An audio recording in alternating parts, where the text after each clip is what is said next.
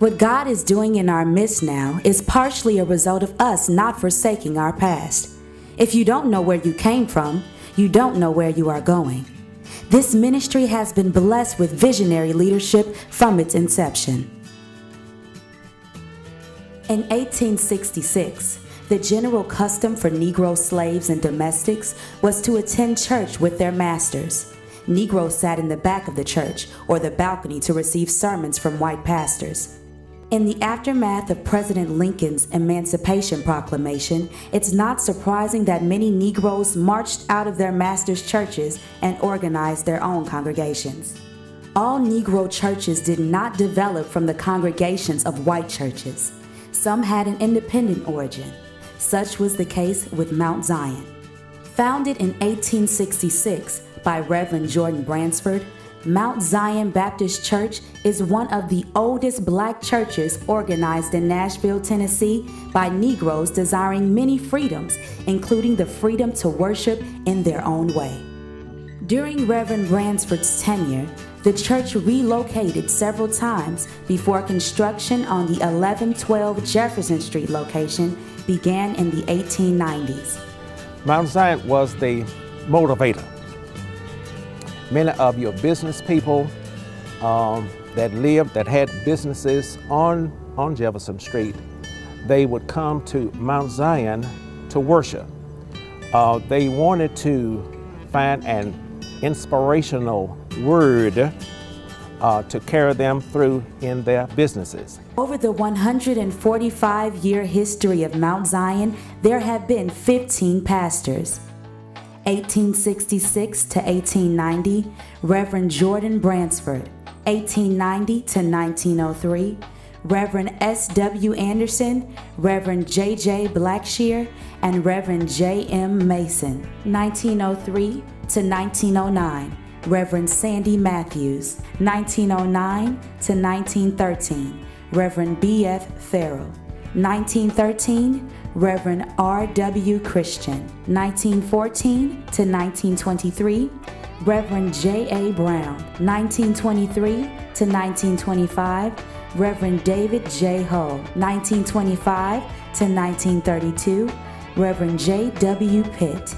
1933 to 1960, Reverend J.W. Watkins. 1960 to 1971, Reverend Maynard P. Turner. 1971, Reverend Jacob Adedokun. 1972 to 1992, Reverend E.W. Roberson. 1992 to present, Bishop Joseph W. Walker III.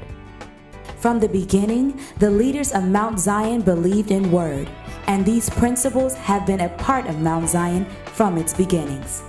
Mount Zion was one of the, trailblazers, and always had things going on to involve the community. Throughout Mount Zion's 145-year history, the pastors and the congregation has viewed individual and community empowerment as key components of the church's ministry. Currently, Mount Zion Baptist Church has 25 ministries. Even though the names may have changed over the years, the missions remain the same and have been a part of the core values of Mount Zion throughout the years. Family ministries have been in existence at Mount Zion since its inception. Under the leadership of Pastor J.W. Pitt, several ministries involving the family were developed, such as Young People's Choir, Victory Club, Good Samaritan Club, and the Home Department. Pastor Watkins believed very strongly in raising a child in the church and training them in the way they should grow. Under his leadership, many programs for the youth were developed. Building upon Pastor Watkins' efforts, in 2001, Bishop Walker continues the legacy of commitment to the youth. In concert with Harvest International Church, Mount Zion held the You Can Make It Youth Rally. After 10 years, the rally has grown in attendance and scope and continues to be a major youth outreach effort for Mount Zion.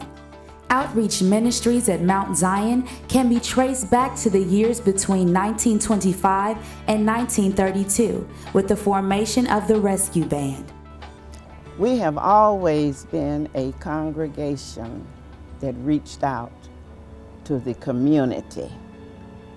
I can remember on many occasions when there were members who needed things in their home like coal, food, and whatnot. And we would go and get that and supply the members with what they needed. Rescue Band formally began under the leadership of Pastor J.W. Pitt. The Rescue Band sought after members with specific needs during difficult times, such as administering to the sick, feeding the hungry, clothing and sheltering those who lost their homes in the many floods. Although the name has changed, the mission of the Rescue Band remains the same. Over the years, Mount Zion has been there to assist the community through disaster after disaster, both at home and abroad. Fires, train wrecks, the Great Depression, and several raging floods. No one in Nashville will ever forget the 2010 torrential downpour in Nashville on one May weekend, which lifted the Cumberland River 13 feet above flood stage, causing an estimated $1 billion in damage and killing more than 30 people. It could wind up being one of the most expensive natural disasters in U.S. history. Mount Zion has always believed that higher education was the key to uplift the Black race, and the education ministry assists in that endeavor. Some of the charter members of Mount Zion attended the newly developed Fisk University in 1867 and grew with both institutions. They had something, Mount Zion had something to feed their additional knowledge. Mount Zion has always had scholarly ministers to take them, and the church would actually just take them under our wings. Mount Zion's tradition of being a safe haven for students continues today. In 2009, Bishop Walker held a special service to help TSU students on the verge of expulsion with needed tuition assistance to stay in school. Today, the Social and Political Action Ministry empowers and educates members about social and political issues that affect our communities on a local, state, and national level. From the very beginning of Mount Zion, social and political actions have been at the forefront of church activities. In the summer of 1913, Grace Wilson Carter, the great woman suffragette, delivered a strong address on women's suffrage at Mount Zion. Between 1935 and 1942, the NAACP instituted business boycotts during and after the 1940 to 1947 World War II era. Jefferson Street developed into the nucleus of Nashville's Black community. There were several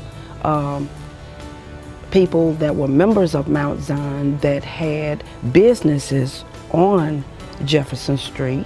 You had a tailor shop, you had a bakery, you had a dressmaking shop, you had a hat shop, you had any kind of shops that you can think of right on Jefferson Street.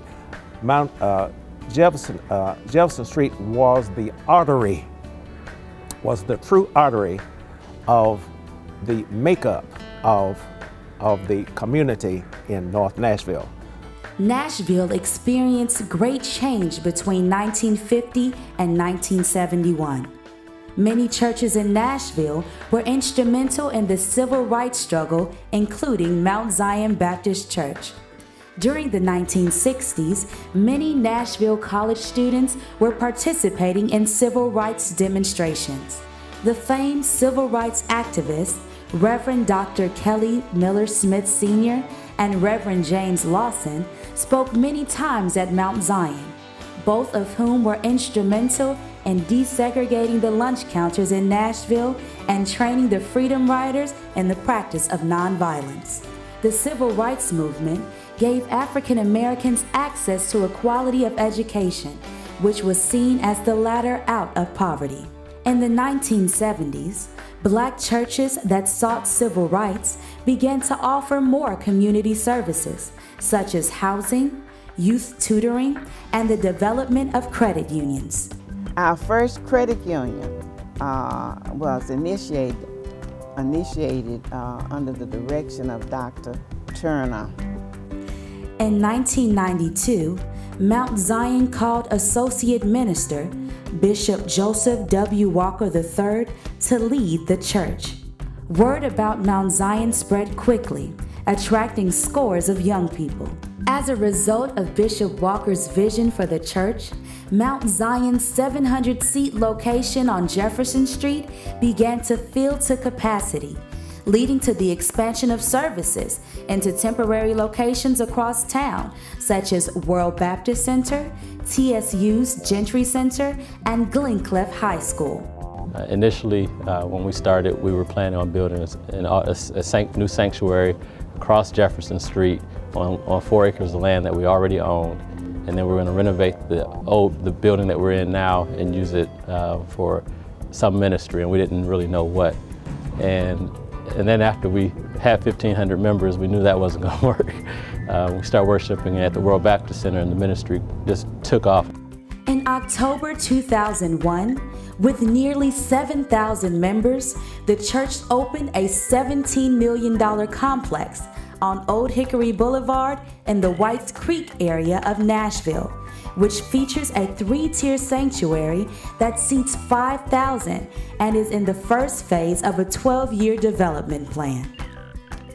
Mt.Zion's third location opened in the Antioch area of Nashville in December 2003.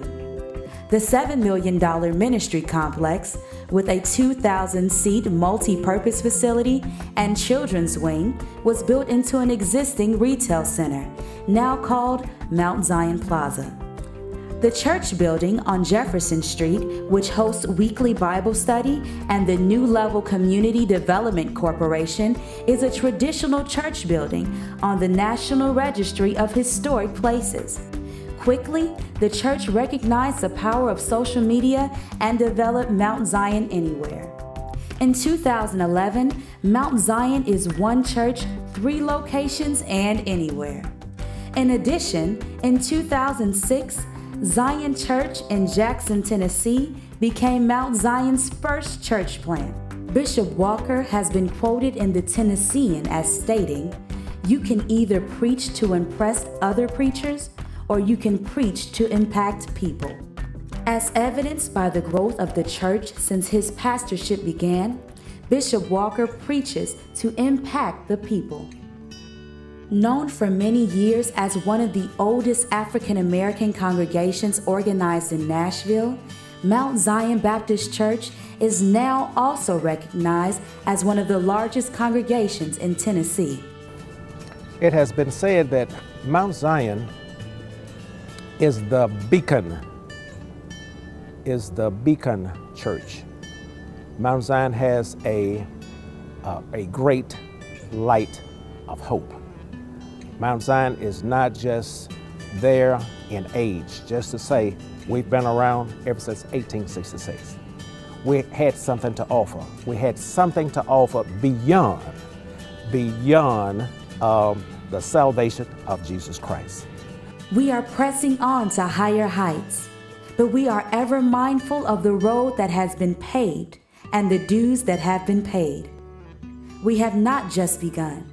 We are several years old, and yet our message is still fresh.